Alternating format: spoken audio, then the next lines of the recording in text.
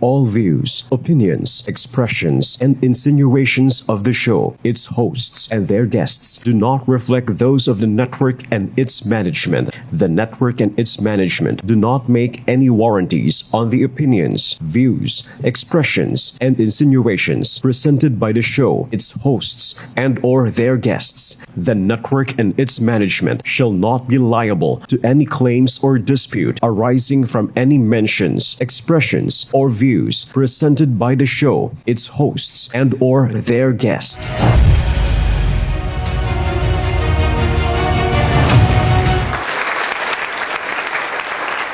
Magandang tanghali po sa ating mga kasambahay. Narito po ang programang nakandang tumugon sa inyong mga hinaing, reklamo at sumbong na ayon sa itinakda ng batas. Dito lang sa Direktang Sumbungan ng Bayan, sumbong nyo, aksyon agad. Awesome! Sa ngalan ng ating Chief of the Philippine National Police, Police General Jose Melencio Corpus Nartatis Jr., Sir, at sa ilalim ng pamumuno ng gabay ng aming buting Direktor, Police Brigadier General Vina Habana Guzman. Ako po ang inyong lingkod, Police Lieutenant Colonel Rodel Grobat Romata. Ako po ang Assistant Chief of Information, Communication, and Development Division ng Police Community Affairs and Development Group. Bumabati ng isang mainit at mapagpalang tanghali po sa ating lahat. That's right! Magandang tanghali po sa ating lahat. Ako naman po si Police Lieutenant Christine Marticio, ang team leader ng SMS section at supervisor ng Sumbong Niyo Aksyon Agad. Ako po ang inyong lingkod, Tiger Ming. Amazing! Magandang tanghali lahat. Sa aking mga kabalen, nakapangpangan dyan sa Pampanga. Ako po ang inyong kapanyerong police, Police Major Attorney Jake Serrano Arcilla, ang kasalukuyang hepe ng Crime and Investigation Division ng Manila Police District. Awesome! Ayun, mga kasambahay, samahan po natin ang buong bansa sa paggunita na ngayong araw ng ika-128 ng kalayaan ng Pilipinas. Today we honor the courage, sacrifice, and patriotism of our heroes who fought for the freedom we enjoy today.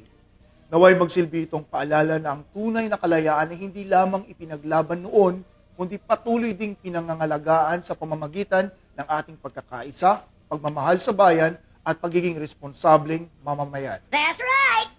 Mahalagang balikan natin ang makasaysayang trivia. Noong June 12, 1898, idineklara ni General Emilio Aguinaldo ang kasarinlan ng Pilipinas sa kanyang tahanan sa Kawit. Sa araw ding iyon, unang iwinagayway ang ating pangbansang watawat at unang tumunog ang musikang kalaunin naging ating pangbansang awit. Bagamat mahigit isang siglo na ang lumipas, ang diwa ng kalayaan ay nananatiling buhay, hindi lamang bilang bahagi ng ating kasaysayan, kundi bilang inspirasyon upang patuloy nating mahalin, paglingkuran at paunlarin ng ating bayan. Ika nga, freedom is not only privilege inherited from our heroes, it is a responsibility entrusted to every Filipino. Awesome! Muli, maligayang ika-128 araw ng kalayaan ng Pilipinas, mabuhay ang sambayan ng Pilipino. Dapat pala nakabarong tayo ngayon. Oo. Ang tawag yun yung nakaganon, Pilipin yan. Pilipinyan. Ako Pilipinyan, patadyong. Yes. Nakapagsuot ka na ba nun? Oo naman, sir. Normal yun during flag raising ceremonies kapag sa Si mga Tony, NUP. sigurado, barong, suot na siya ng barong. Yes Ako po. pala pang balak magbarong. Yun, sir. Plano kung may biyak sa likod. Ayun, sir, at kanina nga po sabay-sabay na ginunita ang pagdiriwang ng ika-128 na araw ng kalayaan sa pamamagitan ng flag raising ceremony na isinagawa dito sa Camp Crame. Gayon din, iba't ibang panig ng mundo kung saan naroon at patuloy na nagbibigay karangalan ang mga Pilipino. So higit pa sa isang flag raising ceremonial flag raising activity, ito ay simbolo ng ating pagkakaisa bilang isang bansa at pag-alala sa mga sakripisyong nagbigay daan sa kalayaang ating tinatamasa ngayon. Mula sa Pilipinas hanggang sa iba't ibang sulok ng daigdig, nananatiling buhay ang diwa ng pagiging Pilipino. Matatag, masipag at may malasakit sa kapwa. Indeed, it is our source of pride to be a Filipino. Sa kabila ng mga hamon, patuloy nating pinapatunayan na ang tunay na lakas ng bansa ay nakasalalay sa pagkakaisa, katatagan at pagmamahal ng bawat Pilipino sa bayan. Nakakapanindig balahibo at tunay ngang nakaka-proud bilang Pinoy. Mabuhay ang Pilipinas, sir. That's Mabuhay. right! Makapanindig balahibo. Para po siya si Gabriela Sinan. Yes po. So, nararamdaman niyo ba yung goosebumps every time we Sir, ngayon nga po. sing our national anthem whenever we won sa mga international competition, yung mga kababayan natin sa mga Olympics, to include yung mga beauty pageants Yun. sa mga Pilipinas. Ako lagi ko Maraming kwento si mga- Rodel, during my first time, noong 1998, na kinanta ko yung Lupang Hinirang. Na pagkapasok ko ng pulis, naluha talaga ako niyan. Parang damang-dama ko na yung pagiging Pilipino at paglilingkod sa buhay. Amazing! Ako hindi ko makalimutan yung unang pagkanta ko ng national anthem sa Academy. Pagkatapos nun, talagang masaya. Masaya talaga. Mixed Yan emotion. talaga yung mixed emotion talaga. Happy every day. Ayan. Sa loob ng Awesome! Academy, pagkatapos ng reception. Ayan. Okay, at dahil araw ng kalayaan ngayon, simulan na po natin agad ang nag-iisang direktang sumbungan ng bayan. Mga problema ay tutugunan. Mga hinaing nyo'y aaksyonan. Rectang Connect, aksyon agad! Kasali ka dyan, manali ka lang at lahat ng mga pagsubok ay ating Para sa ating unang sumbong, nako, ito magandang salbo sa pagdiriwang natin ng kalayaan. Palayain natin sa problema ang ating kababayan. Pera na nakalaan sana para sa panganganak ng kanyang anak, hindi na napakinabangan. Matapos makulimbat ng kawatan. Ako, napakawalang konsyensya ng kawatan to. Yan ang siliranin na una nating complainant mula Camarin, Caloocan. Oh, kabayan ko, taga Caloocan ako. Alamin po natin ang detalye mula sa nagrereklamo na nasa kabilang linya. Mr. Jenry Mark Pilapin from Haro, Leyte. Pwede pong magtanong. Hello? On board na ba? Sir Nandyan Jenry, po. Ma'am, Jenry. connected na ba? Good morning. Yun. Good morning po. Sir, Good morning. Sir Jenry, narinig niyo po ba kami? Oh, yes po, sir. Sir, baka pwede niyo po ba kaming bigyan ng mga detalye kung paano nangyari ang insidenteng ito na kayo ay napagnakawan at suspectedly siya ay isang kawatan. Ano po ba ang kwento? Hello po, sir. Good morning po. Yung sa akin po, sir, yung True Land Bank po yun, sir. Scammer, parang nadali daw ako part of phishing po, sir. Yes po. Atty. Arcilia po, magandang tanghali po. Pakibigyan po kami, sir, ng detalye. Paano po nangyari itong phishing na sinasabi ninyo? May na-receive po ako na message, sir, True Land Bank. Then, may nakadetect na sa aking account na may nag-login sa aking account. Yes po. Saan nyo po na-receive ito? Email po ba ito? Text message po ba ito? Sir? Through email po, sir. Through email. So, related ito Opo, sa sir. nakaraang sumbong natin din. Through email din naka-receive, no? Landbank, ano po yung nakalagay doon sa na-receive ninyo? May nakadetect po, sir, na may nag-login sa account ko. Yun. May naglagay. Na dapat daw i-remove ko yung device. Tapos pag remove ko yung device, sir, naka-face ID ako, sir, ba? Oo po. Tapos may lumabas doon na yung password mo, ano mo yung password. Tapos yung paglagay ko sa password, sir, automatic, sir, yung account ko Ayan na nga. Nag-shutdown na. na-transfer.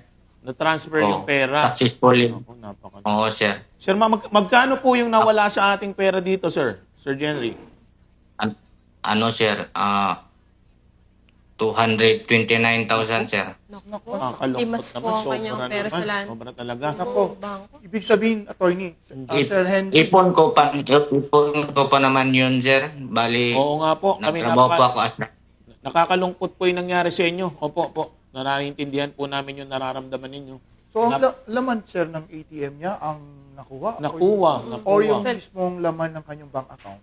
Buong bank account mo na yung nakuha dito, no? Pagka, nung na-fish ka, sir, no? Sir Jenry?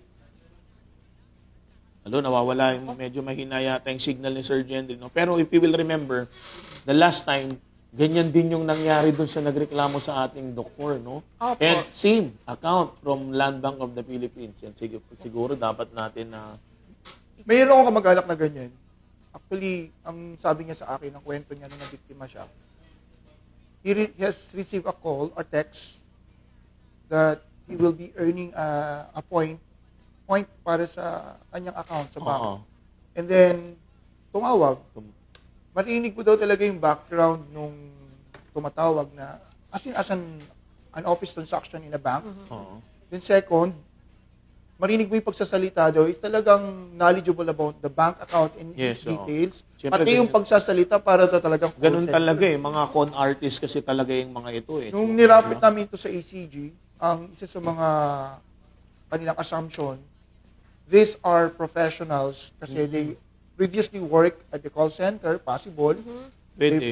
previously worked sa mga bank kasi mahirap mag-transact sa isang katulad nito Na hindi ka na hindi ka knowledgeable Yes, how the oo. bank Yun.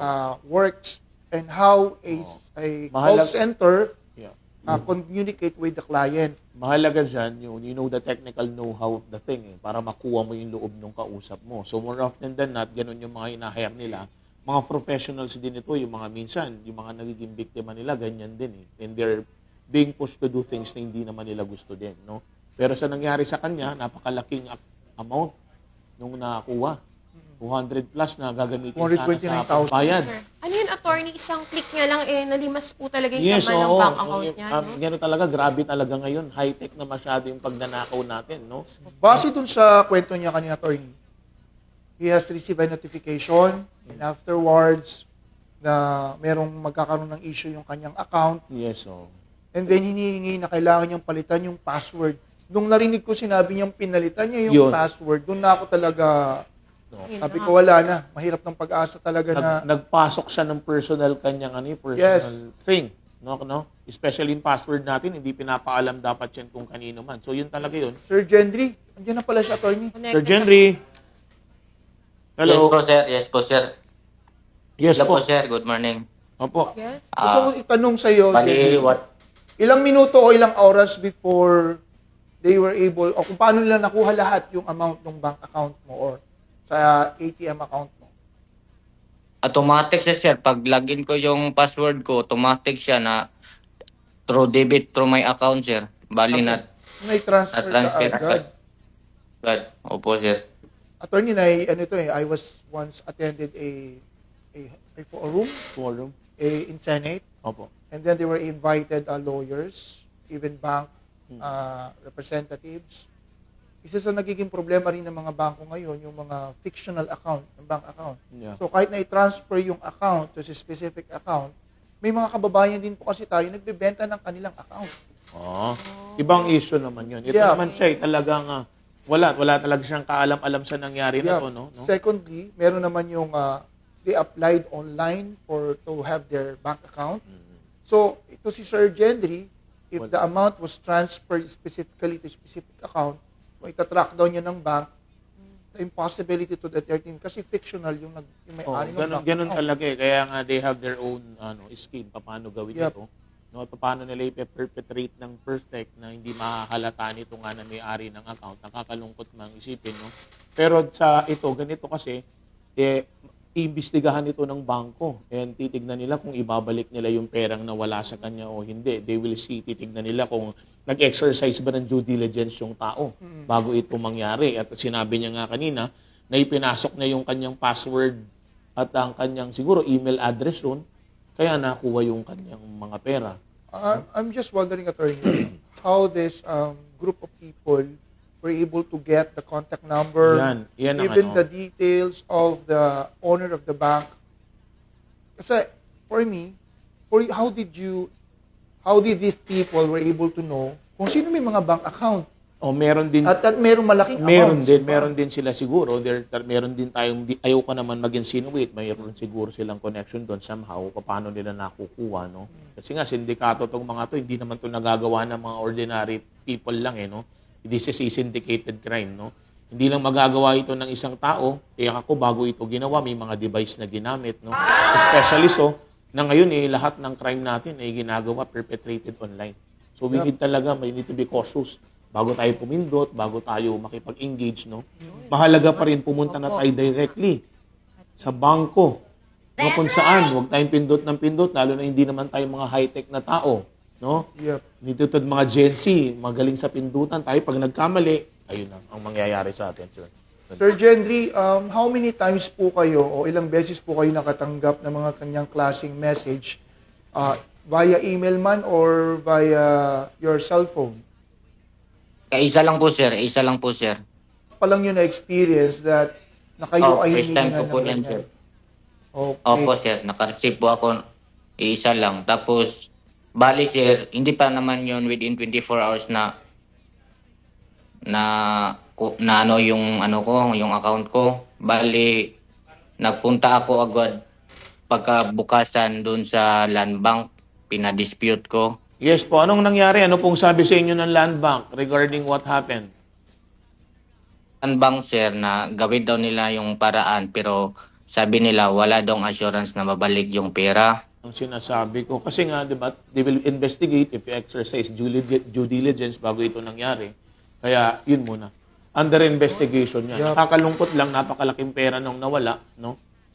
Dapat meron tayong mga advertisement tungkol dyan na Tama madalas po. nang nangyayari to warning the public Yep. sa mga ganitong modus ng Actually, pagnanakaw. sa pagpupunta tayo ng bangko, kahit sa mga lending institution, at meron din sa ating mga email and even sa the text messages, they are reminding us yung may mga accounts sa mga respective banks na we should not entertain yung mga Yes, malicious oo. texts and even to provide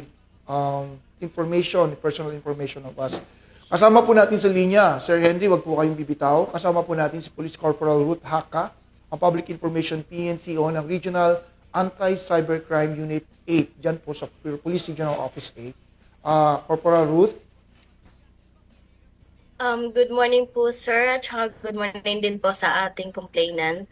Yes po. Narinig niyo po yung complaint niya, ma'am. Paano po natin siya mabibigyan ng agarang aksyon at tulong dito sa nangyari? Yes po, sir. So, bali po sa incident na nangyari, mas maigi po siguro, sir, na makausap namin siya ng personal at makuha po namin yung ibang detalye tungkol sa mga nangyari. Pero sa ma-advise po namin sa kanya na kailangan natin na mag-apply ng warrant kasi po yung incident sa kanya is violation po. Sa estafa din po papasok yung incident. So, para din po, sir, malaman natin kung sino po yung nakatanggap ng pera or nasaan or sino ang napagpasahan ng pera na nanggaling sa account niya, kailangan po natin, sir, mag-apply ng warrant to disclose computer data para po magkaroon tayo ng authority na manghingi sa bangko kasi meron po tayong data privacy at saka bank secrecy law at hindi natin sila ma-violate, kailangan natin ng warrant to disclose. Yan, at nabanggit na rin po ni complainant na nakapag-file na rin siya ng report ng dispute sa bangko at pwede po nating hintayin ang report ng bangko at nang makita din po natin kung ano po ang internal investigation nila at kung sakali mang meron tayong nakitang ibang bank account na napagpasahan, pwede po natin i-address din yung warrant natin at nang ma-disclose din po ng bangko yung bank account na napagpasahan ng pera. Reveal said. ako, kompleto detalye. Kompleto pero, detalye. attorney, ano ko lang, Ang dissect ko haba, lang dahan. Oh, haba, no? Pero everything Siya talaga is parang- related to this case. parang- Tama yung mga sinasabi niya, no? Parang AI na eh. Oh, starting from the Pero warrant to disclose Sir para malaman Henry, muna opo. natin kung ano talaga yung nangyari. As to the case na dapat i-file, tignan natin siyempre yung circumstances underlying this case para malaman natin yung tama natin dapat na i-file. Gusto ko pong i-reiterate yung sinabi ni Police Corporal Haka, ni Ruth. Ruth na lang, Ruth. Yes, Ruth. Napakaganda sa screen ni Ruth. Oo. Parang hindi prepared. Oo. Ganito Thank you, yan. sir. Narinig po niyo yung mga kababayan, kung sakali man may natanggap po kayong text message at sa kasamaang palad, kayo ay na-withdrawan ng account o napagnakawan ng account, diretso agad po sa bangko. Ang sabi po ni Corporal Haka, kailangan po magkaroon ng dispute, makapagpal ka ng dispute sa bank at magkaroon ng internal investigation. Yes. Kasi po hindi naman sa kayo ay pinapahirapan at dapat bigyan agad ng aksyon. Kasi meron ho tayong Data Privacy Act tsaka Bank Secrecy Law. Kailangan po sumunod po tayo sa batas. Kasi kung hindi po natin sinunod ang Bank Secrecy Law at tsaka yung Data Privacy Act, all evidence gathered is illegally gathered, it's admissible in court. Napaka-importante po yun. Kaya susunod po tayo. Ulitin ko po, pupunta po ng bangko, mag-file po ng dispute, para po magkaroon po ng internal investigation at saka naman hihingi po tayo ang ating kapulisan ng warrants to disclose. Yes, so. yung mga Magkakaroon account. tayo ng parallel investigation. Yeah. Kasabay ng investigation na ginagawa ng bangko as to what happened. No? Kaya hindi naman po kayo mawawala ng pag-asa kasi nabanggit po ni Police Corporal Ruth na meron po tayong capability to determine and identify the owner of those bank accounts who have received a certain big amount from your account. So hindi naman po tayo, marami pa po tayo pwedeng i-explore. Yes, so. Yeah, kasi from that bank account, meron din yung transaction. Hindi naman po mawi-withdraw yan sa bank the soonest. Meron po tayong GCash, meron po tayong Paymaya, and other. At least merong konting linaw, merong Yeah, pagkakataong hindi po tayo mahabol pa mawawala natin ng yung pag-asa. Hindi po susuko Yes. si Police Corporal Ruth Haka na hindi po mabigyan kayo ng hustisya. Ang pinakamahalaga dito, after here, no, makakausapin mo yung ating complainant para magkaroon kayo ng meeting, no? Para kailangan mabilis ang aksyon nito kasi baka mai-transfer yung pera o ma-withdraw na. No? Hindi natin mahabol, no? Maraming salamat sa iyo. Ayun, so... Ruth. Opo, sir. So, bago muna nating bitawan si Police Corporal Ruth, any cyber tips para sa ating mga kasangbahay na nanonood ngayon upang maiwasang mabiktima ng mga ganitong scam? Para po sa lahat ng mga nakikinig, ikinalulugod po namin na parating sa lahat, para nandin po sa mga estudyante, sa lahat po ng may mga bank accounts na wag po magtitiwala sa lahat ng mga natatanggap through email, text, calls na nagpapanggap na taga-bangko. Kasi po ang mga taga-bank is hindi po sila basta-basta magbibigay ng mga announcement through call, email, lalo pat may mga naka-attach po ng mga links. Isa po itong hint o hint siya na hindi ito dapat nating paniwalaan. Kasi po kung may mga reminder man po or may announcement po ang bangko regarding dyan sa account nila, mas maigi po na pumunta personally doon sa bank kesa i-entertain yung email or yung link na natatanggap nila. Kasi yung link po is hindi natin masisigurado lalo pat kapag wala po tayong masyadong kaalam-alam pagdating sa teknolohiya, pagdating sa mga bagong modus ng mga scammers. Mabilis po tayong maniniwala kasi po yung links na yan is, yung mga templates ng mga links na yan is, aakalain po natin mga totoo. So lahat po ng mga natatanggap natin, huwag po tayo basta-basta maniniwala. Kung meron man tayong pagdududa, naridyan po ang mga bangko, ang mga branches po ng bank sa pwede natin pagtanungan. Kung malayo man po sa kanila ang mga bangko, pwede po tayong tawagan. Nare-reach out po kami sa online. Meron po kaming Facebook account. Meron din po kaming hotline number na pwede nyo pong mapagtanungan in case na nagdududa ho kayo sa lahat ng mga natatanggap. At nagbibigay din po kami ng mga paalala, mga announcement, or ang cyber campaign namin through Facebook posting para po maparating sa lahat po ng mga bagong modus ng mga scammers natin at magkaroon po tayo ng knowledge at maiwasan po nating mabiktima. Marami din po tayong mga natatanggap na medyo kaduda-duda sa internet, wag din ho tayo basta-basta maniniwala. Ang importante po ang magkaroon tayo ng kaalaman kung paano natin may iwasan. Basta po may pagdududa, narito po ang Raho 8 para po sumagot sa inyong mga katanungan at o mga pagdududa para po maliwanagan tayong lahat.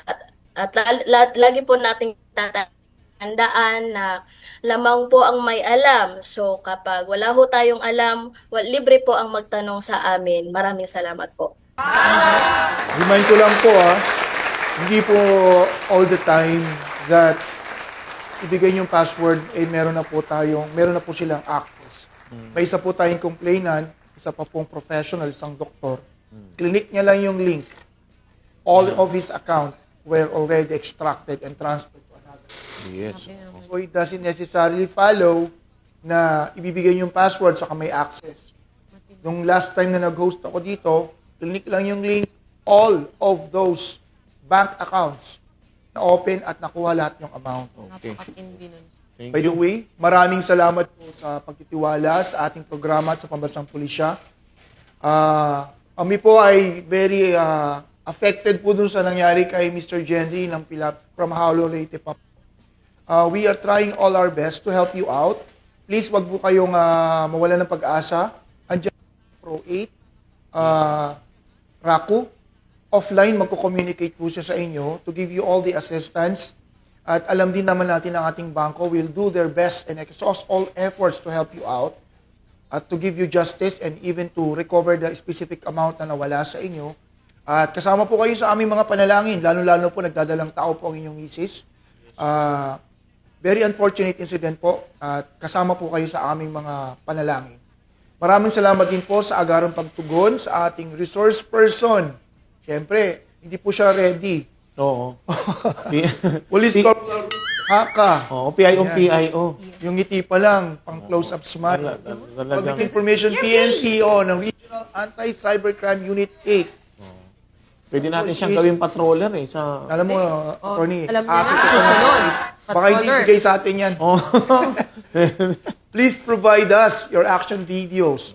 Hindi na may nagsusuntukan ha. Action videos, ibig sabihin something to that effect that would encourage our public and motivate our public to cooperate with our efforts. Siyempre, kilalanin din natin yung pinaka-snappy nilang Public Information PNCO.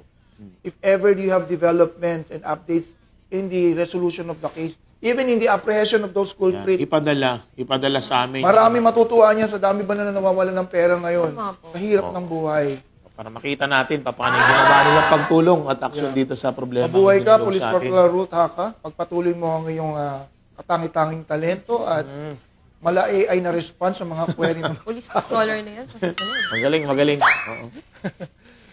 mga kasambahay. Wala pong magdi-disconnect. Magbabalik po ang sumbong nyo. Aksyon agad.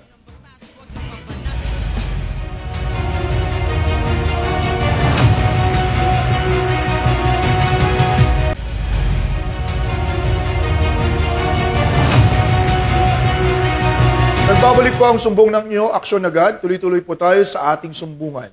Yun, para sa mga naghanap o nagbabalak na umutang sa online lending apps, makinig at maging mapanuri. Huwag nang hayaang madagdagan pa ang bilang ng mga nabibiktima ng mapaninlang at mapagsamantalang transaksyon. Kaugnay nito, alamin naman natin ang kwento ng susunod nating complainant mula sa Teresa Rizal na nainganyo dahil umano sa maliit na interest rates. Yan po ay si Mr. John Mark Angelo El Padilla from Teresa Rizal. Ayan, magandang tanghali po, Sir John. Connected na po ba si Sir John? Sir John, Magandang umaga po. magandang tanghali po. Welcome po sa programang Sumbong Nyo Aksyon Agad. Sir John, pakibigyan po kami ng konting kwento dito sa nangyari nga pang naloko at pang-scam sa inyo. So, good morning po. Yes po. Nangyari po yung kasi punta ng May 5 po. Then may nakita po akong lending company sa Facebook which is meron nga pong 0.4 interest. So, nainganyo po kasi need na need din po namin yung pera. And nag-try po ako. So, that time po, nag-apply po ako sa kanila ng loan worth 50,000 pesos po. So, kinausap ko po yung agent through messenger po. Okay. Then, may pinapilapan po sa akin. So, yung pinapila po sa akin is madali naman po siya. Yung same lang din po sa mga pinapilapan sa ibang loan. Then, after that po is tinransfer po nila ako sa Telegram. Isinend po silang link na ipakausap daw po nila ako sa may financer po nila which is po si Donaldson Ricardo po. Okay, So, Sir John, pipulin lang po kita sandali, no, para po sa mga maintindihan po ng ating mga manunood. Balik kayo po yung nangutang online. At nainganyo kayo because yung interest nila is 0.4 lang, yung tama po ba? Apo. Yung po, 4% interest, kaya kayo na interest na mag-loan doon sa kanila. Yes po. Yes po, pakituloy po yung kwento ninyo, sir. Sir, yung under po dong financer po is yung company po nila is Major Credit Loans Incorporated po. So, yung transactions po is nangyari po sa Telegram. So, after po mabigay ko po yung mga documents na hiningi po nila is nag-send po ng another link. So, which is po yung direct po doon sa another group na kasama po is 4 po na borrower. Kasama din po ako doon. Then, yung mismong financer po. So, na-transfer So, kayo sa isang group chat. Ganun po. Opo. Yes po. Ano po siya? Yes po. Sa Telegram po. Yes po. 4 po kami doon na borrower doon. Kasama po yung financer.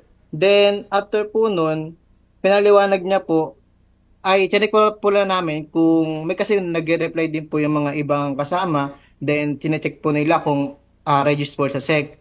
So, sinend po nila yung registration number nila. Then, chinek ko rin po doon sa may SEC na website is meron naman po talaga. Yes. So, doon pa lang po na nakapanti po ako na siguro totoo po. Then, nagsend naman po sila ng license po nila doon sa Makati rin po. Yes po. Nakatuloy sa may So ano po yung Makati. nangyari after Opo. here? Pagkatapos po, ano po nangyari? Nag-send po sila na which is kailangan daw po deposit po ng 10% sa halaga po ng ilolon po namin. So, yung sa akin po, 50%. So bago Gusto kanila po pautangin, mag-send ka muna ng pera sa kanila. Opo, ng Okay. 10% po. Baka kaibang pautang ito. Ikaw muna yung magbibigay ng pera bago ka Oo, may pautangin, uutang no? Doon pa lang red flag na yun, sir, dapat, di ba? Oo. Halimbawa, Tino, utang ka sa akin, bigyan mo muna ako 1,000. Oo, Kita ng 10,000. bigyan kita ng ganun. Parang ganun po yung nangyari sa inyo. So, pagkatapos yung magpadala ng pera, ano pong nangyari? Noong time po kasi na yun, nagkamali po ako na withdraw. Ang dapat kong i-withdraw is 55,000 kasama po yung na-idon ko po na 10% na which is 5,000 po. Then nagkamali po ako. Ang ginawa po nila is need ko pa raw po deposit po ulit ng 11K para mag-send po ng another OTP. 11K. So, Kasi- nagpadala kayo ng 5,000, tapos 11,000 naman para makuha niyo yung 55,000 na hiniram ninyo. So, ang laki na ng Opo, deduction. sa OTP. No? So, ano pong nangyari Opo. after that? Nakuha niyo po ba yung pera? Hindi po sir kasi Naku. noong time po na yon need po na may nakalagay po na remark. Sinend ko naman po sa my Gcash. So pag Gcash naman po kasi is pwede pong makuha or send po ulit sa akin then ulitin ko na lang po yung process. Pero ayaw po nilang gawin yun. Kailangan ko para po ulit mag-send ng another 11K Naku. para sa new OTP. So yun po nung pangalawang nakakalungkot. yung nabigay ko na po yung doon ko na po inano na hindi ko na po bibigay yung another 11,000 para ano po yung ganun. So, all in all, ang nakuha Nahirap. sa iyo, magkano? 16,000 po sir. Makakabili na ako ng bagong cellphone. No? Oo. Thank you po, no? Salamat po sa kwento ninyo. Yun yung sinasabi ko, no? Minsan, nabibiktima yung mga mamamayan natin, no? Yung publiko, kasi akala nila yung having a license alone, okay na yun. So, yung naging ano niya, kaya siya nagtiwala eh. Chinek niya, may lisensya ito from SEC. Sabi ko nga nung nakaraan, not because meron kang license, meron kang authority to do this. Iba yung lisensya, iba yung authority na mag-operate ng mga bagay na ganyan na pagpapautang. Alam mo, Tony, isa lang bagay na gusto ko may payo sa ating mga kababayan. Pag perang pinag-uusapan, maging mitikuloso po Yes, tayo. so we need to be cautious all the time. Oh. At pag hinihingi ang personal information natin at nang hindi natin kilalang tao, kahit in physical or even in, lalo na especially online, Yes po. wag na wag ho tayong magre-react. Kasi lalo na ngayon, baka AI lang yung kausap mo. Noon ang hindi narinig mo alam. dating reklamo ng mga 90s is na-snatch, na-hold up, Sa labas po. natutukan. This time, sophisticated na ang mga kawatan. Yes po. At kaugnay po ng reklamong ito, nasa kabilang linya si Police Major Eric Casabal, Team Leader, Rizal Provincial Cyber Response Team. Sir Eric, magandang tanghali po.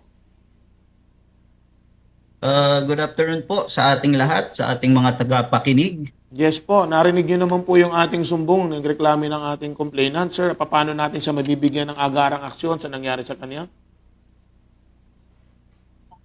Sa ating pong complainant, maaari po sana na siya ay dumulog dito po sa aming opisina sa Taytay Rizal. So si Sir po is naging biktima po siya ng online lending scam o tinatawag nating OLA scam. OLA. So pasok po ito sa online stapa.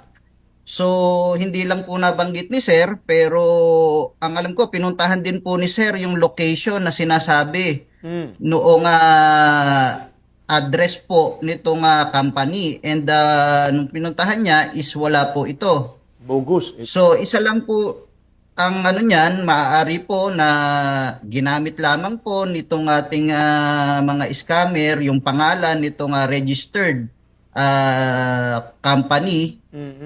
And gumawa pa po sila ng GC para siguro makuha po ang loob ni Sir. Yes, oh. Kasi maaari po, most likely, yung apat po nakasama doon Sa sa GC. Kasabwat din niya yun. Sa mga accomplish Yes, din yes, po oh. nung ating scammer o kasabwat. Kasi doon pa lang po sa GC pinapakita nila na nakakuha sila ng pera o di naman kaya yun nga po natanggap nila yung kanilang loan and sila po mismo ang parang kumukuha na ng loob nitong ating victim. So ang una po nating gagawin lang diyan is syempre po kung ano po yung pinasahan ni sir ng pera, kung GCash man ito po ay isa-subject po natin for warrant to disclose computer data.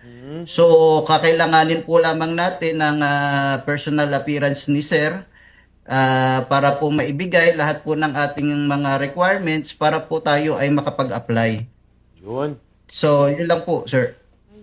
Si Major Eric, thank you very much sa response mo. Basically, nakita nyo yung gano'ng ka-tedious. Napakadali po nilang kunin ang amount sa atin. We are very much accessible and very lenient in giving our personal data, even a big amount. Pero tignan nyo naman po sa pagpapile ng kaso, when we require documents and even orders from the court, it's very tedious. Pag sinabi pong tedious, masalimuot po. Because we have to be very careful po dun sa ating procedure na para lahat ng ating mga undertaking, mga proseso na ginagawa sa pag-iimbestiga at pagpapile ng kaso ay naaayon sa batas. Yes. Kaya kay Sir, kay sa ating complainant, Sir John. sa anong pagkakataon po, paano po ba kayo na-communicate? Friends ba po ba kayo sa Facebook? Paano po ba kayo naging interesado? Nagtataka lang po ako, paano niya nalaman na may ganun kayong kalaking amount na kaya niyo magbigay? Sa Facebook? Sige, go ahead. Yung po sir, nakita ko lang po siya sa Facebook na yun nga po. Then yung pinang-deposit ko po is nangutang pa po muna ako. Then naisangla ko rin po yung aking ATM para nakapag-down po yung ganun. Nakalungkot, no? Meron din mga tumatanggap niya nowadays, no? Pero makikita natin, no? Para sa mga kasambahay natin, tignan natin yan, no? Isipin mo, ikaw yung nangihiram ng pera, ikaw pa yung nakunan ng pera, no? At makikita natin yung modus nila, dun mismo sa GC na ginawa na yan, lahat ng kasama dun. Mga kasabwat itong bogus na lending company na to. Hindi kaya pag sa kabilang buhay, di ba, tapos na yung dumating na si Lord, puro mga scammer sama-sama. Scammer. Napakadaming scammer, no? So nagpapasalamat tayo sa ating resource At person. sana rin, attorney, digital din yung pagkalulog nila sa Kung gaano kabilis yung kawalangyaan nila, ganun din kabilis yung ang kanila. daming napapahamak, Yes, naapektuhan. Pinaghirapan mo ng ilang taon, kukunin lang sa iyo ng isang click. Yes, Sir Kasabal, maaari mo ba kaming bigyan ng tips para mabigyan naman natin ng paalala yung ating mga kasambahay na hindi sila mabiktima ng mga ganitong klaseng scam? Yes sir, gawin na rin po nating example yung nangyari kay sir. Kasi ito pong nangyari kay sir, isa lamang po ito sa mga modus. So maaari din po kayong mabiktima. Malalaman nyo po na isang bogus po ang isang company kung kayo po ay hihingian na ng mga contact numbers ng inyong mga cellphones. So yan po, red flag na po yan kasi yan po ay pinagbabawal sa ating data privacy. And kung kayo po ay nangungutang, isipin po natin bakit po tayo ang magbibigay ng pera kung tayo naman po ang nangungutang. Red flag din po yan. Yes. Tama. Ayun. Nakita mo yun, attorney? Yes Ikaw po. na nangungutang, ikaw pa ngayon ang Nakunan ng pera. Parang ikaw yung nagpautang in the end. Anyway, maraming salamat po, sir, sa pagtitiwala sa ating programa. Sir John Mark Angelo ng Teresa Rizal. Maraming salamat din po sa ating resource person na si Police Major Eric Kasabal, ang team leader ng Rizal Provincial Cyber Response Team. Mabuhay po kayo dyan. Sir, maraming salamat po. Maraming salamat din po, sir. Yes, sir. Major Kasabal, we also requesting your updates para i-publish natin so that to remind the public on the matter how you were able to capture or apprehend or even identify those culprits responsible for this act or this commission ng crime. Yes. Maraming salamat, Major Kasabal. Yes, sir. We'll comply po, sir. Thank you. Okay, tuloy-tuloy tayo. Meron Yes pa po. tayong reklamo. Okay. Sa kabila ng kanilang kasunduan, hindi umano naibigay ang naitakdang sustento para sa kanilang anak. Isang usaping nais ng mabigyang linaw ng susunod nating complainant mula sa Barangay Commonwealth, Quezon City, na makakausap natin ngayon sa kabilang linya. Tatago natin sa pangalang Ma'am Melinda ng Barangay Commonwealth, Quezon City. Ma'am, good afternoon po. Nandiyan po ba kayo sa kabilang line? Medyo nawawala yata ang linya. Yes po, nawawala yata Ano si yung ma'am. team? Oh? Attorney, di ba, non-support, di ba, basically, meron na siya agad violation sa VAUSI.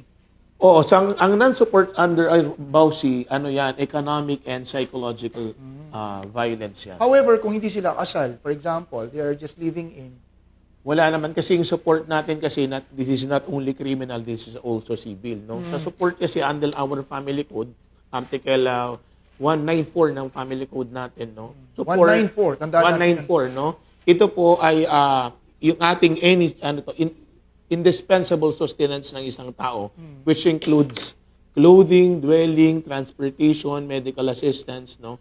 Yan po yung cover ng support under our family code. Wala pong kinalaman dyan yung edad. Only even after 18 years old, kung kailangan mo pa rin ng suporta, ay dapat ka pa rin bigyan ng iyong magulang. No? This is not an option under the law. This is an obligation. actually, yung non-support, for example, may anak ka sa kanya, di ba? Yes po. Regardless kung ikaw ay nasa government or not, Yes. yung anak lang ba ang dapat makatanggap ng suporta kasi living in lang kayo? Yes po. Yung support kasi, dun yan sa normally sa offspring ng relasyon mo sa anak, no? Kasi kung yung legitimate ka or illegitimate, this is not an issue. Kasi nga yan ay klinaro na ng ating family code, no? Kahit na illegitimate ka or legitimate ka, you are entitled for support under the law. Pero kasi yun sa spouse, iba kasi yun. Kailangan you are legally married para makakuha ka ng suporta sa iyong asawa. Okay. Opo. Ayan, nasa linya na si Ma'am. Melinda. Magandang hapon po, Ma'am Melinda. Yes po, magandang hapon. Welcome po sa programa namin. Pwede po kami pakibigyan ng konting kwento dito sa inyong reklamo, ma'am. Sir, balik po kasi yung 2023, may reklamo na rin po ako dito sa barangay kung saan po siya naka-resident. Tapos, yung usapan po namin sa barangay, sir, na natupad naman po yun hanggang 2024 ng December. Then, pagkarating po ng 2025, nanguhulihig na po yun, hindi na po siya nakapagbigay. Then, nung last netong March 26, nagparamdam po, nagbigay naman po siya. Kaso nga po, sir, parang sa pilitan pa po kasi pagbibigay niya ng sustento para sa mga anak ko. Ma'am Melinda, ma'am, ano po ang hanap buhay or trabaho ng itong inyong dating kinakasama o asawa? Hindi ko na po kasi alam, sir, kung anong basta sa kanya. Bali, ang may contact lang po yung mismong tatay. Mismong tatay. Ilan po ang anak niyo sa kanya, ma'am? Kayo po ba yung nagsama? Ilan taon po kayo nagsama? Bali, 7 years po, sir. Bali, dalawang anak po namin. 7 years kayong nagsama, hindi kayo legally married, common law relationship po ba ito or nagpakasal kayo? Hindi po kami kasal, sir. Bali, nag-live lang po kaming dalawa. For 7 years, tapos nagkaroon yan yung pagsasama ng dalawang anak. So, Opo, ito naman sir. palang pinag-usapan nyo sa barangay ay na nagkaroon naman, tumupad naman siya for quite a while, no? So, 2023, 2024, tapos 2025 na hinto. Opo, sir. Tapos itong March, nakapagbigay po siya sa akin. Pero parang sa pilitan po yun, sir, kasi kung sino-sino na po kasi yung sinontak ko para malaman niya po yung mga bawat message ko sa kanya. Kaya lang po siya sa akin nag-contact, nagparamdam. Kasi natakot po siya sa akin noon kasi nung dinala ko po ulit sa barangay, nagreklamo po ako. Ang kaso lang po, nire-refer po ako sa BAUSI. Oh, okay po. Mahalaga po kasi na malaman natin kung ano yung trabaho ng inyong asawa. Kasi kahit na sinabi ko kanina na support is not an option but an obligation, siyempre kailangan din natin makita kung itong talalaki ay capable of giving support. Kung meron siyang trabaho. Kasi kung mga sa panahon ito, wala siyang trabaho, miski pilitin natin siyang magbigay ng suporta, wala rin siyang maibibigay. So dapat malaman natin, ano ba yung kalagayan niya ngayong mga panahong ito? Sabay may pagkukunan ng pera para magbigay ng suporta. But then again, karapatan nyo pa din po yan under our law na mag-file kayo ng case for BAUSI or economic violence and psychological violence under sa batas natin. No? Tanong ko lang, attorney, kay Ma'am Melinda. Ma'am Melinda, nasa ano po ba kayo? Linya pa po. Ano po ba ang kanyang trabaho nung kayo po ay nagsasama pa? Sa ano po siya, sir, sa parang restaurant po sa Mr. Kebab po siya dati. Ngayon, natanggal po kasi siya dun sa pinagtatrabahuan niya dahil pala absent po, dahil dun sa naging babae niya. Ganun po. So nawalan po siya ng trabaho ngayon. So siguro dapat natin alamin, no? Para sa akin po, no, total mga bata yung pinag-uusapan natin, gaya ng sinabi ko noong nakaraan, kapag bata, best interest of the child yan, suporta. Baka naman pwedeng pag-usapan natin ulit bago tayo mag-file ng kakulang complaint o reklamo sa inyong dating kinakasama, ma'am. No? Pero kaugnay nito, ng reklamo ninyo, meron tayong resource person from yun, makakausap natin sa kabilang linya si Police Corporal Eunice Rolio, ang Duty Desk Women's Investigator ng Batasan Station 6 ng QCPD. Ma'am Eunice, magandang hapon po. Magandang araw po sa ating lahat, sir, sa Batasan Police Station 6 po ito sa Women's Desk po, sir. Yes, ma'am. Narinig niyo po yung ating complainant ni si Ma'am Melinda, ma'am. Paano po natin siya mabibigyan ng agarang aksyon at tulong sa problemang ito? Para po sa complainant po ni Ma'am Melinda, maaari po siyang tumungo dito po sa aming tanggapan sa Batasan Police Station 6 po para po mabigyan namin siya ng kaukulang assistance para po ma-file yung kaso kung balak niya pong kasuhan ang kanyang dating kinakasama at ama ng kanyang mga anak po. Okay. May tanong lang ako kay Ma'am, kay Corporal Rolio. Sa mga ganitong instances, di ba, mayroon tayong non-support. May mga private complainant pa tayo na bukod sa wala sila sa PNP service o wala sa government service, may mga regular complainant pa tayo o dissimilar complainant na non-support. Meron naman po, sir. Kadalasan po, ang nangyayari po, una, inire-refer muna ulit namin sa barangay kung sakali po magkaroon pa po ng another pag-uusap po. And then kung talagang hindi na po sila mabigyan ng suporta ng asawa niya o dati niyang kinakasama, doon na po namin tinutulungan or ina-assist para makapaghain ng kaso sa korte. Under po ng RA 9262, maaari niya pong kasuhan ang dati niya pong kinakasama sa hindi po pagbibigay ng sustento sa mga anak. Yes, no. Pero for the spirit of fairness, siguro bago natin siya filean ng case or complaint, no, pagharapin muna natin sila, pag-usap muna sila dyan sa inyong police station, no, tanungin natin bakit hindi siya nagbibigay ng support kasi I understand, tumusunod naman siya sa pinag-usapan nila sa barangay tapos all of a sudden hindi nakapagbigay. Baka nagkaroon din ito ng problema financially kaya hindi makapagbigay, no. Bigyan din natin ng chance itong kabilang panig na ipaliwanag yung kanyang sarili bago natin na ireklamo sa korte. No? Attorney, may tanong lang ako para rin sa kaalaman ng lahat. Yung halimbawa, 12 months or 1 year, you're not able to send money. And then may mga serious expenses, tuition, personal needs yung mga bata, isa o dalawang bata o tatlo.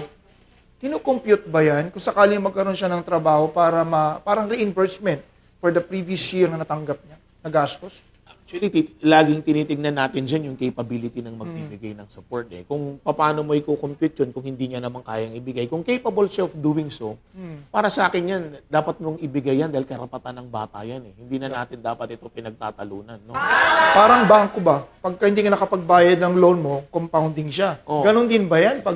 Hindi naman ganon ang itinakda ng batas. Okay. Kasi pinibigyan ng batas ng tawag nito ikaw personally na kung ano yung naaayon sa kalooban mo at naaayon sa meron ka, yun ang ibigay mo. Di ba? Kasama kasi diyan yung kaninang mga diniscuss ko, dwelling, clothing, medical assistance, education, and transportation. So kung nakikita mo ito yung nararapat, ito yung ibigay mo. Pero at the end of the day, sino po ba ang nagsasuffer dito? Yung bata. Yung mga anak. Yes. Yeah, Minsan baka makuha natin sa magandang pag-uusap no? Baka hindi lang Napakahirap nagkakapag-usap. At maaaring kung mag-uusap, mas mabibigyan natin kung makapagbigay ng konti kasi ito lang muna yung kaya. Tapos sa susunod, pag meron ng, sabi niya nga, natanggal sa trabaho, hindi nga natin alam kung may trabaho siya ngayon. No? So mahalaga, makapag-usap sila para ma-settle.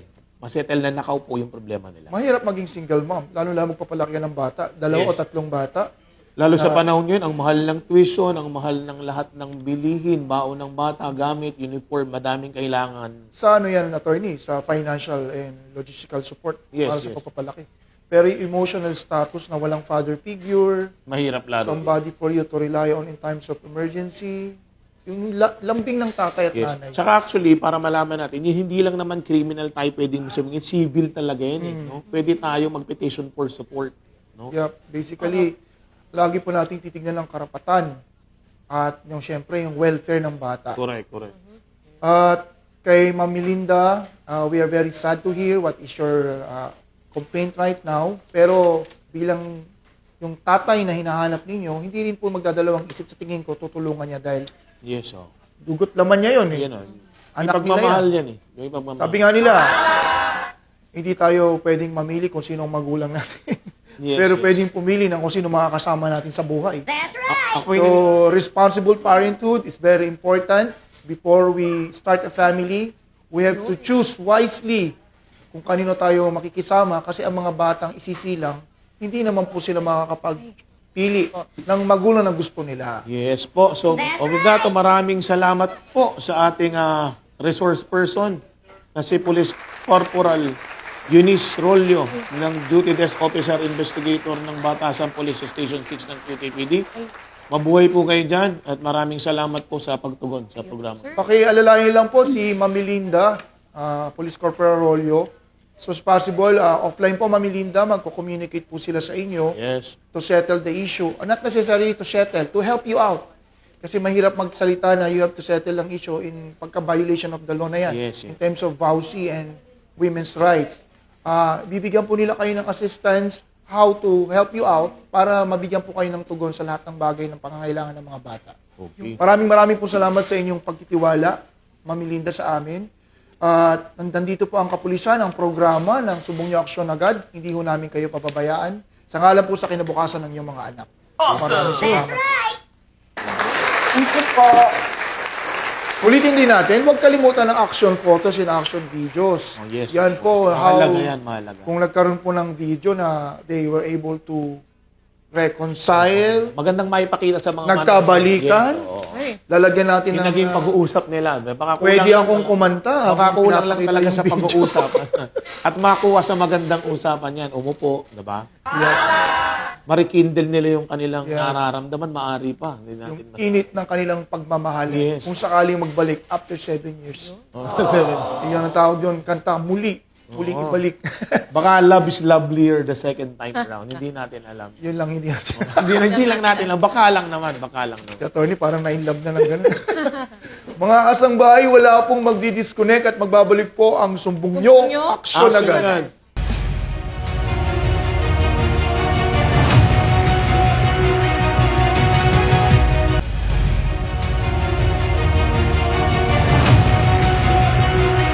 Nagbabalik po ang inyong paboritong programa, ang Sumbong Niyo Aksyon Agad. Okay, narito naman po ang ilan sa ating mga usapin. Ang kaalaman ang unang hakbang tungo sa mas malusog na pangangatawan. Kasama mo kami sa bawat hakbang. Health at your service. Magandang araw, Bagong Pilipinas. Ako po si Police Brigadier General Portia Banyaga Manalad, Director ng PNP Health Service. At ito ang programang gagabay sa inyo tungo sa mas malusog na pamumuhay, Health at your service. Sa ating nakaraang episode, tinalakay natin ang hypertension o high blood pressure at high cholesterol bilang ilan sa mga pangunahing silent threats sa kalusugan ng ating mga kababayan at gayon din sa ating hanay. Ating natutunan na ang mga kondisyong ito ay maaaring maugnay sa hindi tamang pagkain at kakulangan ng ehersisyo na kung mapapabayaan ay maaaring mahumantong sa seryosong sakit sa puso at iba pang komplikasyon. Kaugnay nito, ngayong araw, ay pagtutuunan natin ng pansin ang isa sa pinakmahalagang susi sa pag-iwas sa mga sakit na ito, ang wastong nutrisyon at tamang pagkain para sa mas malusog na pangangatawan. Kasama natin ngayon ang ating panauhin mula sa PNP Health Service upang magbigay ng mas malinaw at mas malalim na kaalaman tungkol dito. Narito po si Police Lieutenant Charmaine Oliva, nutritionist, dietitian, officer ng PNP Health Service. Magandang araw, Bagong Pilipinas. Ako po si Police Lieutenant Charmaine Oliva, nutritionist dietitian ng PNP Health Service. Ang ating pong tatalakayin sa segment na ito ay tungkol sa nutrition. Ngayon po, pag-uusapan natin ang mga guidelines sa tamang pagkain para sa mga Pilipino gamit ang konsepto ng Pinggang Pinoy na mula sa Food and Nutrition Research Institute, Department of Science and Technology. Ito po ay simpleng gabay para masigurong balanse, sapat at masustansya ang ating pagkain araw-araw. Ang healthy life ay hindi lamang kawalan ng sakit. Sa aking experience at patuloy na pag-aaral sa larangan ng nutrisyon, mas nauunawaan ko ang holistic na kahulugan ng healthy life. Ang isang tao ay may balanseng haligi ng kalusugan. Ito ay ang mga sumusunod: nutrisyon, physical activity, mental health, sleep and relaxation, at relationship. Una po ay ang proper nutrition. Dahil ang pagkain ang nagbibigay ng enerhiya at nutrients na kinakailangan ng ating katawan. Pangalawa ay regular na physical activity. Mahalaga ito para mapanatiling malakas ang katawan, maayos ang circulation. Pangatlo ay maayos na mental health dahil nakakaapekto ito sa ating pag-iisip, emosyon at kakayahang mag-manage ng stress. Pang-apat ay sapat na tulog at pahinga. Dahil dito, nakakapag-recover at nakakapag-repair ang katawan at isip. At panghuli ay maayos na relasyon sa pamilya, komunidad at support system. Dahil malaking bahagi ng kalusugan ang pagkakaroon ng emotional at social support. Kapag balanced ang mga aspetong ito, mas bumababa ang risk ng pagkakasakit at mas naaabot ng isang tao ang kanyang highest level of well-being. Hindi lamang physically, kundi pati mentally, emotionally, at socially. Isa sa madalas na napapabayaan ng mga pulis ay proper nutrition.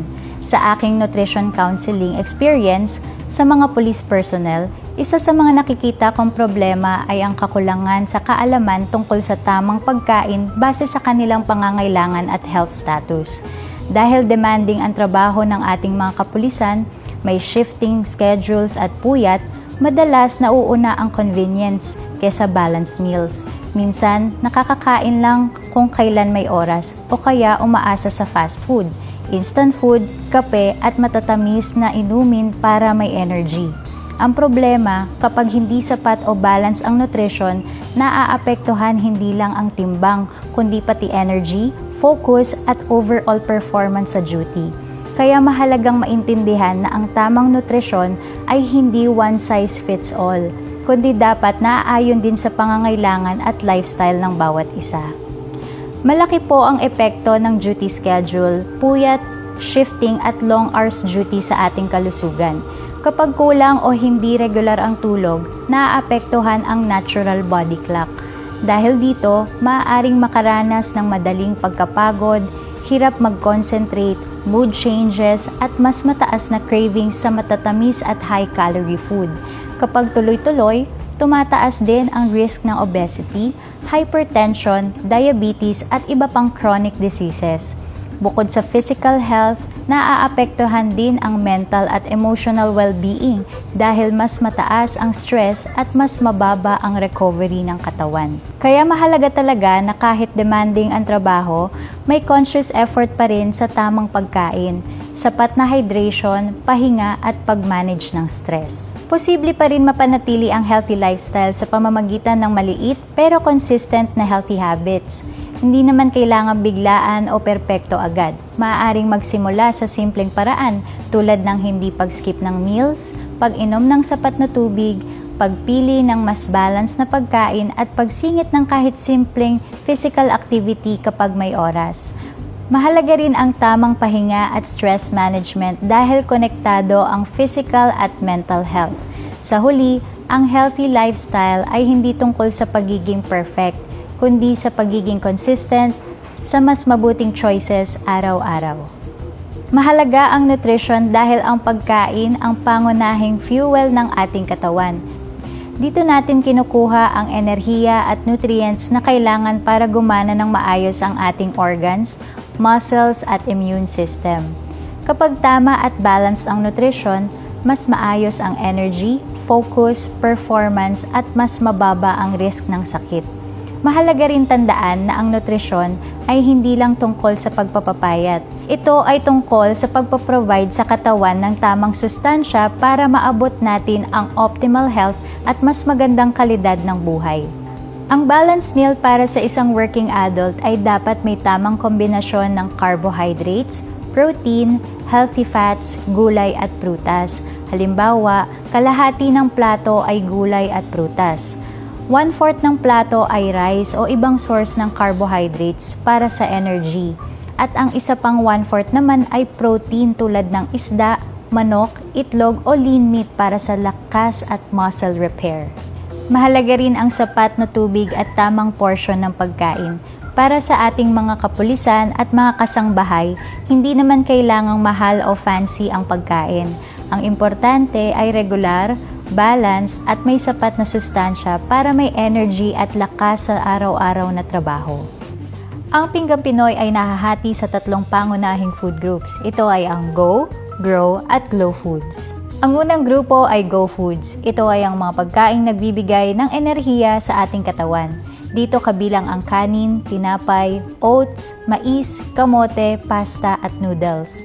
Mas mainam po na piliin natin ang complex carbohydrates tulad ng brown rice, whole wheat bread, oats at kamote dahil mas mataas ito sa fiber na nakakatulong sa digestion at blood sugar control. Ayon sa Philippine Dietary Reference Intake o PDRI, malaking parte ng enerhiya na nakukuha natin mula sa lahat ng ating kinakain at iniinom sa isang araw ay dapat manggaling sa carbohydrates, lalo na sa mga complex carbohydrates na mataas sa fiber. Napakahalaga po ng fiber para sa ating digestive health at para makontrol ang cholesterol at blood sugar na makakuha po natin mula sa gulay, prutas, whole grains at mga legumes. Ang recommended fiber intake kada araw ay 20 to 25 grams para sa mga healthy adults. Inirerekomenda po na limitahan ang pagkonsumo ng mga pagkain at inumin na mataas sa added sugars o mga asukal na idinadagdag sa pagkain at inumin na mas mababa sa 10% ng kabuuang enerhiya mula sa pagkain o inumin upang makatulong sa pag-iwas sa obesity, diabetes at iba pang mga chronic diseases. Kabilang sa mga ito ang soft drinks, milk tea, candies, cakes at pastries at matatamis na processed drinks. Mas mainam po na piliin ang natural na sources ng tamis gaya ng prutas kaysa sa mga pagkaing matataas sa added sugars. Ang grow foods naman po ay ang mga pagkaing tumutulong sa paglaki at repair ng muscle at body tissues. Kabilang dito ang isda, manok, lean meat, itlog, gatas, beans at tokwa. Karamihan po sa proteinang nagmumula sa hayop ay tinatawag na high biological value protein. Ibig sabihin ay kompleto ito sa nutrients na kailangan ng katawan para sa muscle repair, paglaki at iba pang body functions. Mahalaga po ang protein ngunit hindi kailangang sobra-sobra. Ayon sa PDRI, humigit kumulang 10 to 15% ng ating kinakain araw-araw ay maaaring manggaling sa protein.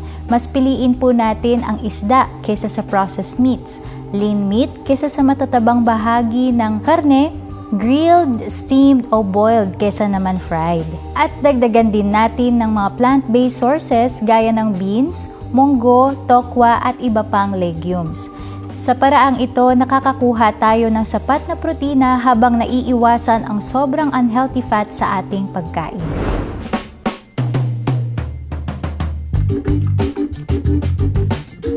Ngayon naman po ay magbibigay ako ng isang simpleng demonstration kung paano bumuo ng isang healthy and balanced meals habang sinusundan ang guide na Pinggang Pinoy. Bilang halimbawa, sa demonstration na ito, gagamit tayo ng isang plato na may sukat na 9 inches. Sa Pinggang Pinoy, ang kalahati ng plato ay manggagaling sa mga glow foods katulad ng vegetables. So meron ako ditong example, mixed vegetables. Ilagay natin siya sa isang parte ng plato.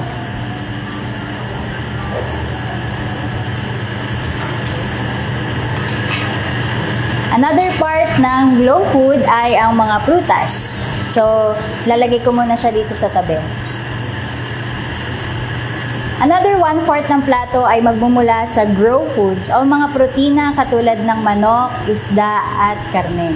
So, ang example natin dito ay giniling na manok.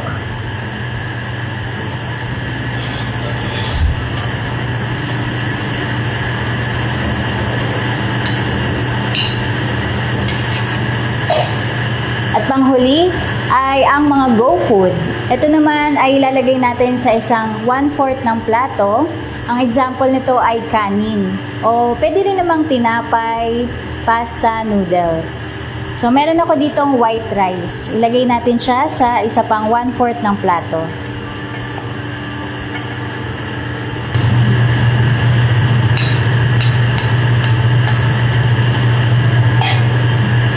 Ang plato na buo natin ay isang magandang halimbawa ng healthy and balanced meal dahil taglay nito ang kombinasyon ng mga nutrisyon na magbibigay lakas sa ating katawan. Ina-apply din nito ang moderation, balance, and variety. Hindi naman kailangan ng sobrang restrictive na diet. Ang mas importante ay consistent at sustainable na healthy eating habits araw-araw. Hindi naman kailangan na perfect agad lahat. Ang goal ay magkaroon ng realistic at sustainable na healthy routine na kayang gawin araw-araw. Maraming salamat, Police Lieutenant Oliva, Nutritionist, Dietitian Officer ng PNP Health Service, sa napakahalagang kaalaman na inyong ibinahagi.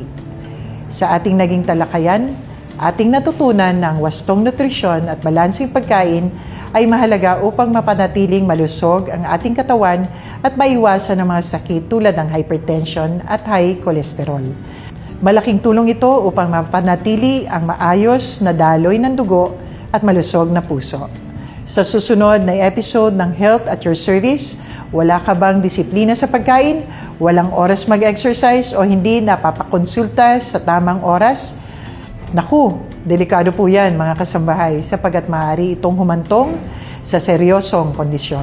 Kaya sa ating susunod na talakayan, bibigyan diin ng guest medical doctor mula sa ating partner institution, ang Healthway FEU NRMF Medical Center, ang mga warning signs ng heart attack at stroke at kung paano natin ito agad matutukoy upang makapagsagawa ng maagarang aksyon na maaaring magligtas ng buhay.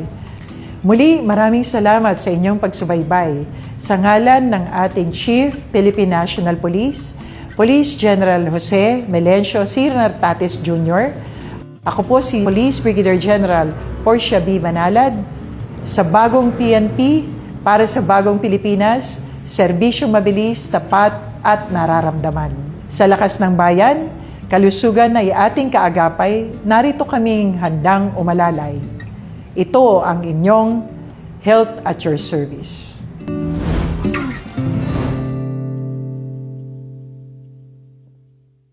So, isang magandang balita po para sa Philippine National Police. Kabilang si PNP Chief Police General Jose Melencio C. Nartates Jr. sa mga nangungunang opisyal ng pamahalaan sa pinakahuling nationwide Boses ng Bayan Index of Governance Survey na isinagawa ng RPMD Foundation Inc.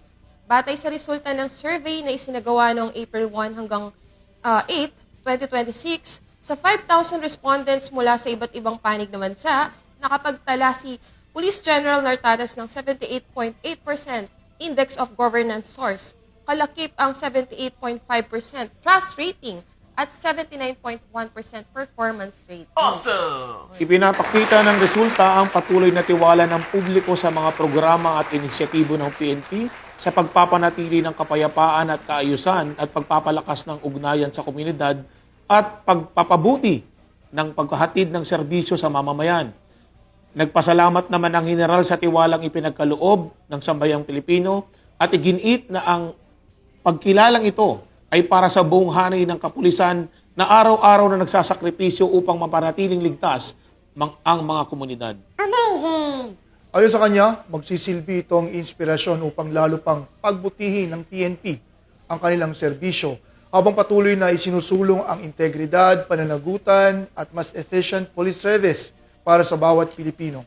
Kasabay nito, tiniyak ni PNP Chief na patuloy nilang papalakasin ang pakikipag-ugnayan sa komunidad at sisikaping mapanatili ang tiwala ng publiko, isang mahalagang pundasyon sa epektibong pagpapatupad ng batas at pagpapanatili ng kaayusan sa bansa. That's right! Nakaka-proud. Congratulations sa po. Kita natin, no? Kasi wala naman tayong, alam mo sir, attorney, araw-araw ako nakabanting sa social media. Wala na tayong hinighlight kundi accomplishment. Yes. Marami tayong nahuling smuggled cigarettes and meron pa yung mga illegal drugs. Marami every now and then, left and right, saan mang panig ng bansa, may mga na-arrestong most wanted. Talagang lahat ang ating mga regional offices, field units, at national support units are doing their best just to ensure the public that we are doing our mandate consensuously. Yes. Yan ang tinatawag nilang relentless effort. No? Para ba yung matugunan natin o magawa natin yung trabaho natin bilang mga pulis. Maraming salamat po sa ating mga kababayan na patuloy po nagtitiwala. Lalo-lalo, ito po ay isang resulta ng third-party survey. Hindi po kami nag-survey niyan. It's a third-party survey. Hindi ito self-serving survey. Ito yung resulta survey. na talagang yung tao natin nagtitiwala sa ginagawa ng Philippine National Police natin. Yes. Basically, attorney, yun nga this is already the second time around that we have received a very impressive survey. Yan. Kasi sa nagdaang Okta Research, maganda rin ang performance ng Philippines. Serbisyong mabilis Tapat. at nararamdaman. Yan. Mas paigtingin ng DILG ang kampanya para sa ligtas at maayos na mga komunidad sa pamamagitan ng Safer Cities Initiative sa ilalim ng Memorandum Circular 2026-029. Layunin nitong hikayatin ang mga lokal na pamahalaan na magpatupad ng mga ordinansang magpapalakas sa kaayusan, seguridad at kapayapaan ng mga lungsod at bayan. Kabilang sa mga isinusulong na ordinansa ang pagbabawal sa pag-inom ng alak sa mga pampublikong lugar, paglabas ng topless o hindi angkop ang kasuotan, pampublikong lugar, paggamit ng videoke ng lampas sa alas 10 ng gabi, at pagpapatupad ng curfew para sa mga minor de edad. Sa pamagitan ng inisyatibong ito, inaasahang mas mapapalakas ang presensya ng kapulisan, mapapabuti ang pagpapatupad ng mga lokal na batas, at higit na mapagpapatibay ang pagtutulungan ng mga lokal na pamahalaan, kapulisan at komunidad tungo sa ligtas at disiplinadong pamayanan. Awesome! Actually, yung issue na yan, hindi naman tayo inconsiderate in some instances. Yes. Sobrang taas ang temperatura or nagko-construction yung tao. Yan, yung nakaraan. Ayan, hindi naman ganun na. Hindi na. Ang kapulisan po ay buong puso nagsisilbi para po sa kapakanan ng kararami. Yes. Saka yung... Hindi po bababa ang krimen kung wala po yung programang Safer City Initiative. That's right! At ito ay part po ng programa. Kaya bumaba po yung mga kriminalidad base po tayong mga datos.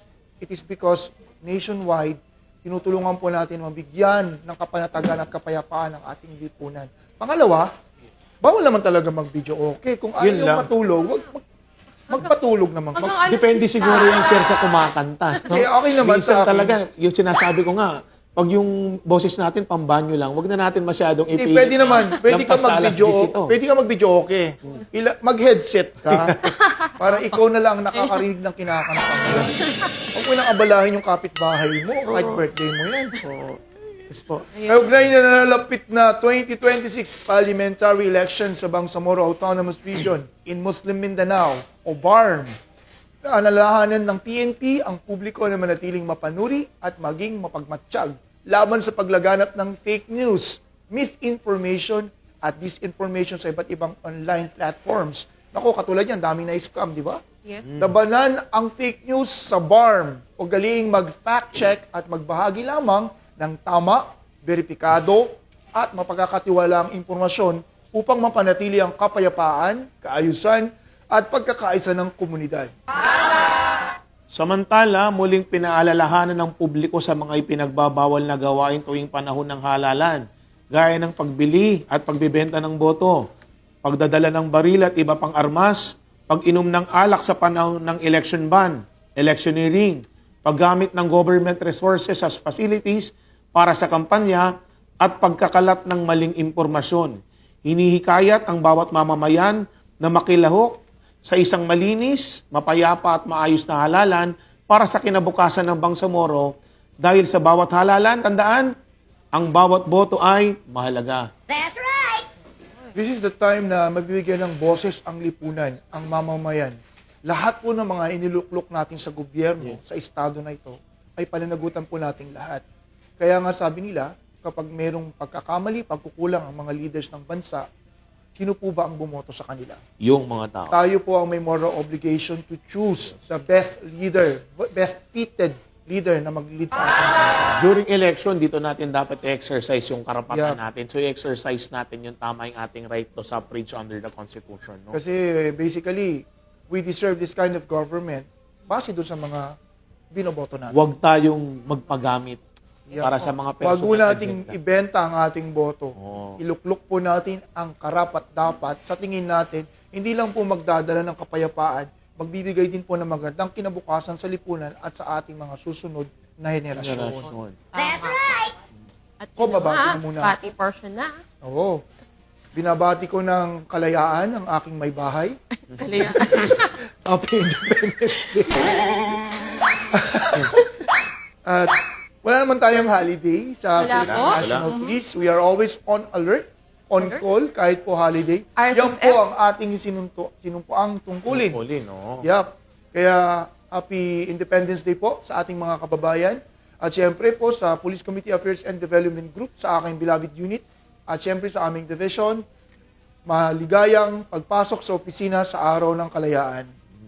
Ayun. So, ako naman po, yan, magandang araw at magandang kalayaan. Ano ba? Kalayaan nga pa lang. So, binabati ko na lang po yung mga ka-RSSF ko today dahil tayo po ay naka-standby alert. Ayun. Hello po!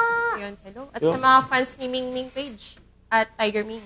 Yes, ako naman po, siyempre, binabati ko pa rin ang aking mga magulang, Nanay Sol at Tatay Fred, no? At ang aking mga kapatid. Hello po! At siyempre, mga senior brads ko sa Fraternal Order of the Libayatan, sa pangunguna ni Grand Joseph Lemuel Bakiran, si Attorney J. Condes, and si Judge Ponce Sampana. Nagpapabati ang aking mga mentor ko yan sa pagiging abogado, mga magagaling na abogado na natin ngayon yan. Ako, abogado lang ako, hindi ako abogado. Mahilig lang ako kumain ng abogado, pero hindi ako abogado. Ako naman po mag-enroll pa lang. Yes po. Ayun. Mga kasambahay, bago po tayo magtapos, mabuti po na sa kabuuan ng ating maghapon ay magkaroon tayo ng gabay mula sa banal na kasulatan at para po sa ating word. Mula sa Romans chapter 14 verse 19, let us therefore follow after the things which make for peace and things wherewith one may edify another. At sa wikang Pilipino naman po, mula sa Roma Kapitulo 14, versikulo 19, kaya nga sundin ang mga bagay na nakapapayapa at mga bagay na kapagpapatibay sa isa't isa. Mga kasambahay, gumawa po tayo ng mabuti sa lahat. Pagharian natin ang ating mga puso ang tunay kahulugan ng salitang pag-ibig. Yun. Katuwang mahigit 230,000 strong Philippine National Police kasama ng iba't ibang ahensya ng gobyerno. Sama-sama tayo mamuhay sa isang ligtas na bagong Pilipinas, ligtas na tahanan at ligtas na pamayanan. Sa ngalan po ng ating Chief Philippine National Police, Police General Jose Melencio Corpuz, Nartates Jr. Sir, at kay Mr. Public Service, Kuya Daniel Razon. Muli, ako po ang inyong lingkod, Police Lieutenant Colonel Rodel Goroba Tromata. God willing, magkita-kita po tayo muli sa Lunes. Dito sa direktang sumbungan ng bayan. Sumbong nyo, aksyon agad. Awesome! Kami sa UNTV, Diyos ang aming sandigan, serbisyo publiko ang aming pinahahalagahan. Isang ligtas na araw po sa ating lahat.